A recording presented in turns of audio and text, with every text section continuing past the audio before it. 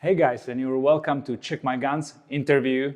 And today we have here a gun Jesus, also known as Ian McCollum from Forgotten Weapons. Yes, that is correct. Yeah, so if you don't know that much about Ian, he's the founder of Forgotten Weapons page, right? And he's a world-known YouTuber for making videos about very interesting firearms, especially historical firearms, right? Yeah, that's the goal. Well, I'm happy to have you here. My pleasure. It's fun to be here in the Czech Republic. Totally. Well, Gun Jesus. Let's start Yes. with Gun Jesus. What was your first impression when you heard that? I thought it was kind of funny and accurate. It started off as just literally a way to describe me to someone who didn't know who I was. Like, who is that guy? Like, he's got the hair and the Gun Jesus. But the big thing is, thank goodness, the name that the internet assigned me was a nice one. Yes. Because you don't get to pick your online, you don't get to pick the name that people give you. And I'm just very happy that it wasn't something bad. But you didn't think that it's going to be your nickname, probably, when you heard it for the first time. I could see that it might stick. Yeah. And that's what happened. It could be so much worse, though. Oh, yeah. So this is your first time here in Czech Republic. Mm-hmm. So what's your impression so far? To be honest, it is my first time in the Czech Republic, and I arrived here by way of a flight into Vienna, and we drove from Vienna here to Uherský Brod well after dark. So the only bit of the Czech Republic that I have seen yet is Uherský Brod and the CZ factory. So the impression's been quite good. Like, the whole country is a gun factory. It's awesome. All right, well, the next question is related to the CZ factory. Okay. So now we have spent already a couple of days here at CZ in Uherský Brod. So how has it been so far? Were there any surprises for you? There was a bit of a surprise. So I knew intellectually how physically large the plant here is, the grounds, but I didn't realize, for some reason, I didn't realize just how much gun production is still going on here. Really quite a wide range of products and a ton of people, like 1,500 employees, and hundreds of thousands of firearms per year, which is really quite impressive. For whatever reason, it hadn't really sunk in that CZ was that big. And it's cool to see that big of a facility operating like this. Nice. I do also want to point out, it's really cool that you have a canteen on site doing lunch, because it's actually been really fun to get just like typical worker Czech lunch. I enjoy exploring new and different food, and it's been fun to get some, not Czech delicacies, but just typical everyday Czech food, which is different from what we have in the US. Yeah, we went together into canteen a couple of times, and they were all eyes on you all the time. So hope you enjoyed the lunch anyway. The gunsmithing school students discovered that I was here. Yeah. All right, so in some of your previous interviews, you mentioned that you were influenced at the very beginning by your father, who was a collector of Arisaka rifles, right? So what does he think about what you've achieved now? He's pretty proud of it. He's pretty impressed. He is actually not really collecting firearms himself anymore. His interest kind of faded. I actually ended up with a lot of his Japanese rifle collection myself. But he loves what I'm doing. He thinks it's really cool. So these guns are probably the ones you're going to keep forever. Yeah. I mean, I'm going to try and keep all of them forever. Okay. You started filming guns for your websites, for your blog. And so how does it happen that you started filming also for the auction houses? Oh, all right. So I had a friend who kept pestering me to go visit the Rock Island auction house. It's like, oh, it's great. They've got a ton of guns. It's huge. And the day before the auction, they have a preview day where everything in the auction is set out, and it's like a gun show. You can just go and pick up anything. Like, they're trying to sell stuff, and so they want you to be able to look at it, make sure that it's what you think it is and what you want. And so I was able to arrange a trip. I was going somewhere else, and I had a layover, and I stopped in at Rock Island during their preview day with a camera. It's a really crappy old camera. And I was nobody at that point. And I walk in and find some employee, and I'm like, hey, do you mind if I make some videos? And they're like, whatever, we don't care, okay. And I did it, and then I started publishing them after the auction, and they started getting some views, and Rock Island noticed. And so they emailed me and they said, hey, we see that your views from our place are getting some, or your videos are getting some views. Would you like to come here and film before the auction so that you can then post the videos before the auction, and we, the auction house, can get some value out of it, and we'll pay your travel expenses to do it. And I thought that sounded like a fantastic idea, and it expanded from there. The first auction went really well, and they called me up. They're like, we'd love to have you back. And then James Julia, their biggest competitor at the time, then they called me up and said, hey, we'd like to do the same thing. And there you go. And at that point, I was doing 5 auctions a year between the 2 of them. And that was really the thing that allowed me to increase the volume of video that I was doing, because they had so many rare guns all in one place that I had access to. It was a really valuable stepping stone in building the channel. Yeah, so you were at the right time on the right place. Everything just clicked together. Nice. Well, next question is about your wife. Is she also a gun nerd, or how does she handle all this gun obsession of yours? She's quite tolerant of it. By some standards, she is absolutely a gun nut. By the standards of like me and the collectors that I hang out with, she's barely vaguely interested in firearms. So she has some guns, she does some shooting, but it's not a passion of hers the way it is of mine. Yeah. But she's very happy that it makes a living for us. Nice. All right. If you could meet any gun designer, dead or alive, who would that be? I don't know that there's any way to say anything other than John Browning. Yeah, I was expecting that. He is, I think, the most significant firearms designer in world history. And so there are some other people that'd be interesting. Like, it'd be interesting to talk to Louis Chauchat, but I think you have to go with John Browning. Yeah, if you have to pick one, it's obvious choice, I guess. Yeah. Well, your hair and your beard style are very significant, really connected to your brand, your channel and everything. So yes. Do you sometimes regret that you cannot really change that anymore? No, actually I don't. Not at all. For the one thing, I had this before I started filming because I like it. And it actually sort of has a secondary, like, it's an escape clause for me now, because it is so recognizable that if I ever decide to stop doing the channel and I don't want to get recognized in public anymore, I can just like cut my hair short and like grow out my beard or shave it off, and no one will recognize me again. So there'll be the police sketch, like, have you seen this man? Exactly. Like, no, short hair, that guy, no, I've never seen that guy. Yeah. So how long did it take for you to be able to do videos as your main job? About 4 years. Maybe 5 years, from when I started doing the website to when I quit my last quote-unquote real job. But at the time that I quit my job, I was working in the solar power industry at the time. And when I left my job, the website was not making nearly enough money to support me. It certainly did not replace the income from my real job. And it was actually my wife who took over. She was willing to cover all of our household expenses, because she saw the potential in Forgotten Weapons long term. So she said, you quit your job and build this, and I'll take care of I'll cover all the finances until it's able to replace your full-time income. So it's really like there's always a woman behind a successful man.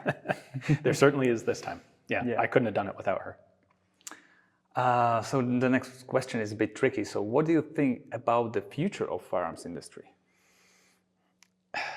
I'm a little torn on it. I think there will always be a firearms industry. There will always be national militaries.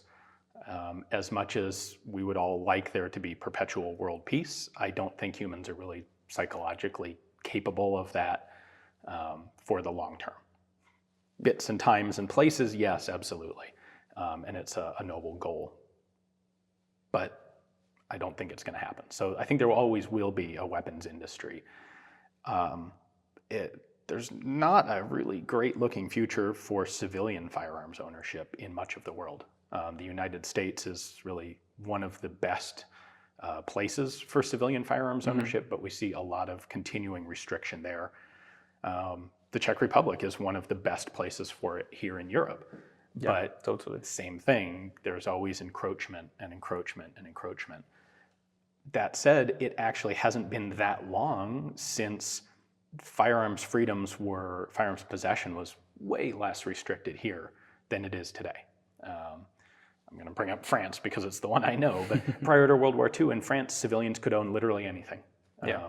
You could, in fact, actually, it's kind of funny. What the incident that led to the restrictions in France was a political extremist group came actually here and bought a whole pile of ZB-26 machine guns from CZ, and then the government thought they all got captured before anything happened, but the government thought they were planning a coup and decided to clamp down on gun ownership. But but it wasn't that long ago. It's less than 100 years. So it's entirely possible that things could turn around and we could see sort of a renaissance of civilian firearms ownership. But who knows? I can't predict the future. Okay, we shouldn't be selling anything to French people again. No, you should be sending things to French people. Everyone should have a ZB-26. That's true. That's true. So it is known that you have a soft spot in your heart for French firearms. Why not Czech firearms? I'm sorry guys for the interruption, but I really want to thank CZ for this opportunity of having this kind of interview, also for inviting Ian over, so be sure to check out their social media. The link is below for Instagram and Facebook.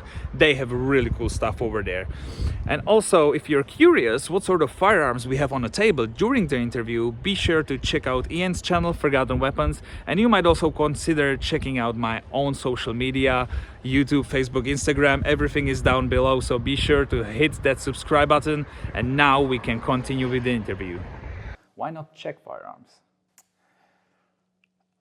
That's a good question. Honestly, it's because I don't have access to the same volume of them. What I like about, one of the many things I like about French firearms is there's a huge variety over a long time period, and I have access to all of them in the United States. The Czech Republic, Czechoslovakia, haven't been around nearly as long as France to be producing guns. CZ has been around just over 100 years. So there aren't as many models. A lot of the really interesting ones are things that didn't go into full production, like the 420S, and a lot of the machine guns that I just don't have access to. So I do actually have a number of Czech firearms, but not enough to build a really cool big collection like French. Well, let's keep the topic here. What firearms, Czech firearms, do you have in your collection? So all older ones. I actually have an old VZ-23 Mauser, long, full-length Mauser, with the Bernot. Crest. Yeah, Bernot in a big arc. It's cool. It's a Mauser, so it's kind of boring, but it's really. I've had it for a long time because it was cool to have a Czech Mauser. Yeah. And then I have a number of pistols. So I have a CZ-24, I have an 82 and an 83, I have a 52, and I have a CZ-38, which is not the best gun ever to come out of here. Yeah, well. But it's funky and cool. Double action only, 380 automatic, single stack magazine, and tremendously ugly. But I think that's most of them. I actually don't have a CZ-75, which is kind of an unforgivable oversight. Okay. They're going to kick me out of the country now. No, it's fine. Well, okay. So if you would have to pick, what's your favorite CZ gun? What that would be? I think it would have to be the ZB-26 light machine gun. Yeah. It's a fantastic gun, and it developed into the Bren, which is arguably the best light machine gun of World War II. Okay. Which is essentially just a ZB-26 in .303 British. Like, the British didn't really do anything to it except change the caliber. And in fact, it was CZ that changed the caliber and then sold it to the British. Yeah. So the British just took that and then manufactured it. Yeah, that's an understandable answer. I like light machine guns a lot. Yeah. So on the other hand, what's your least favorite Czech firearm? Oh. So this is complicated by the fact that I have a soft spot for guns that are ugly and terrible. True. Honestly, so that would be the Mauser probably. Least favorite would have to be one that is both like unimpressive in performance, but also not strange in any way. So it might end up being something like the CZ-70. Yeah. It's like it really kind of just has nothing. It's both common and boring and unpleasant to shoot. Okay, yeah, that's actually a great answer. Now, are you aware of the fact that the word pistol comes from Czech language? I was not. Do tell. Yeah, it comes from the times in 15th century when we had these Hussite wars here, and they were fighting with just basic tubes. They would put a gunpowder there and the bearing or something like that to fire it, and they called it pišťala, which means the flute because it resembles the shape of it. And then through German, it went to English language and basically all around the world. So pistol originates in Czech language. Oh, that's really cool. There's one more word related to guns, and that's a howitzer. Okay. And that also comes from the same period, same wars, and originally in Czech it was houfnice, so gun basically against crowds. Riot control howitzers. Yeah. Neat. So yeah. I love it. I learn something every day. So what would you consider to be the most expensive gun you ever filmed on your YouTube channel? So it would probably be the second pattern FG42. One of them. Actually, I've filmed a couple of them now. But the funny thing is that's not even close to the most expensive gun that's out there. It's weird, like machine guns, everyone knows in the United States machine guns are crazy expensive. And yet the most expensive machine guns, like that FG42, I mean, that thing sold for $300,000, still can't even hold a candle to like 1 of 1,000 engraved Winchester lever action rifles. Like those things can sell for $1 million. Yeah, yeah. Which I really don't understand, but I've never filmed one of those. So that leaves us, I think, probably with the FG42. That's the most expensive thing I've put on camera. Okay. So which gun would you take to the desert island? Well, it depends what I'm shooting on a desert island. Like, how big is this desert island? Too many questions. I can't say what's the climate because it's a desert island. So, is there brush? Like, do I have to be shooting through things? Do I want 308 or 5.56? Or is it a little tiny island where I just need a pistol? Like, well, you know nothing about the island. You were just dropped there out of nowhere. You don't know what you're going to encounter. You don't know what's going to be the conditions. So that's part of the deal. In that case, it's going to be 2 guns. It's going to be 2 guns. I'm going to cheat. It will be my Laugo Alien as a handgun and my What Would Stoner Do carbine as a rifle. Okay. That is, between those two, that's like the best overall package to deal with any eventuality that I can think of. Okay, just because you were gun Jesus, you can take 2. And which gun would you grab if someone breaks in your house? That's actually an easy one because the gun that I have in my nightstand is a Silencer Co. Maxim 9. Oh, okay. Just don't want to wake up anybody in the neighborhood. Well, so maybe this is a weird thing, but my thought is if I have to fire a gun inside the house, I don't want to have to go find ear protection. Like I'm not gonna go looking for ear protection if there's a threat to my life. But then I also don't want to permanently destroy my hearing by touching off a pistol or a shotgun inside a little room. So why not get a handgun that has an integral suppressor on it? And it's got a red dot sight on it. It's got a Trijicon RMR on it. And yeah, the trigger's atrocious, but it's a reliable gun. I can shoot it well. It's got sights that work at night, and it's got a silencer. To me, like, that's a really good, that fulfills all the needs I have for a bedside gun. Yeah, I can see that you thought this thing through completely. So do you think you will ever get bored of making gun videos? Bored? No. Might get tired of it. It's a lot of work. But no, what I actually find is like at the end of a trip, sometimes when I'm filming at one place for multiple days, I'll wake up on the last day and it's just like, oh man, all right, here we go again. Oh, another day, another 6, 7 more videos. And I find that when I get in and start like pulling apart the first gun to do the first video, that reinvigorates me.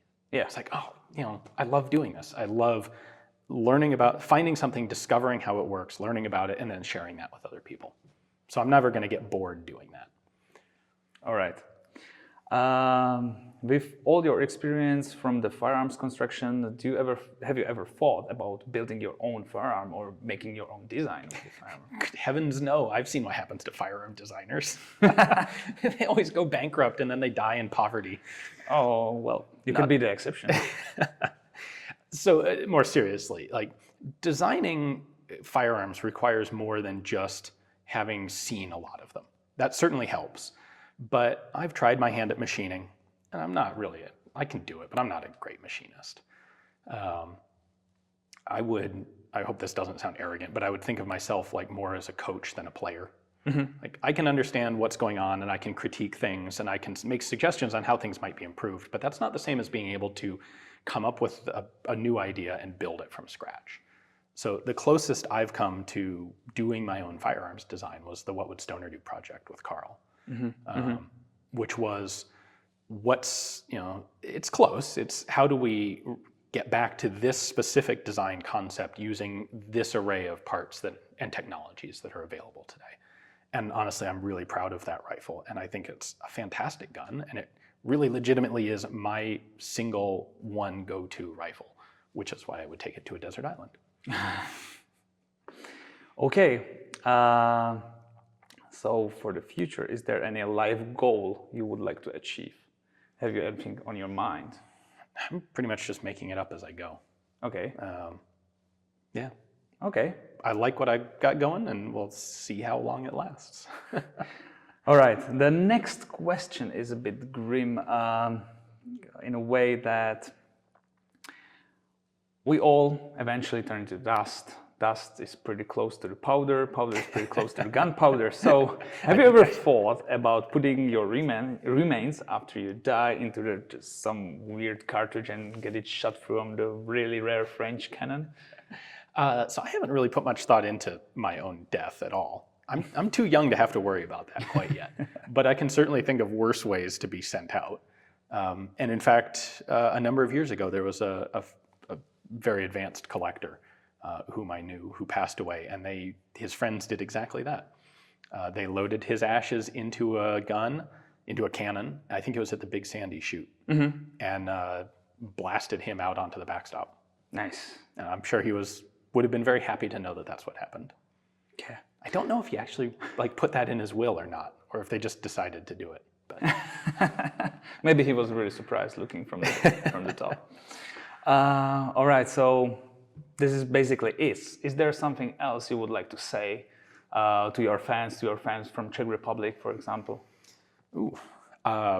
It's been a great experience being here so far. The food's been great. The people have been great. The gun factory has been great. We've got lots of interesting, weird prototype firearms to take a look at. I look forward to coming back another time. There's no way I'm going to get through everything in this one trip. Yeah, and we're definitely looking forward to have you here again. Well, thank you. And all right, so good luck with your future projects and everything. Awesome. And you guys will see each other next time with another interview or a video. So take care and bye.